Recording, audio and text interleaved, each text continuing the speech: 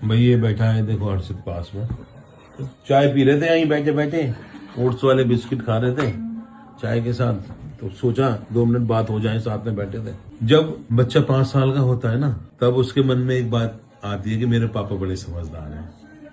जैसे जैसे पापा कहते हैं वैसे वैसे वो करता है। जब वो थोड़ा सा बड़ा हो जाता है, जब वो 10, 12, 15 साल का होता है, तो सोचता पापा थोड़ा थोड़ा समझदार, तो मतलब उसे लगता है कि 70% समझदार पापा है, लेकिन मुझे भी काफी चीजों का पता है। फिर वो और बड़ा होता है ना, जब 20-25 साल की अवस्था में होता है, तो फिर वो सोचता पापा तो कुछ कम जानते हैं, मैं ज्यादा जानता हूँ। 50% पापा का समझदारी खत्म हो जाती है, अपनी बढ़ जाती है।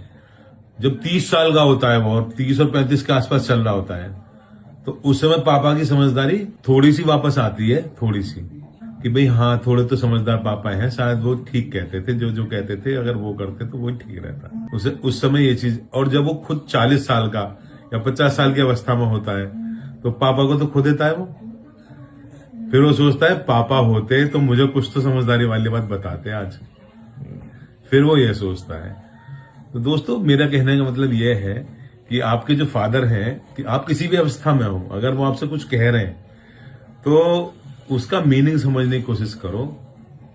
कभी उनकी समझदारी पे क्वेश्चन मार्क मत लगाओ।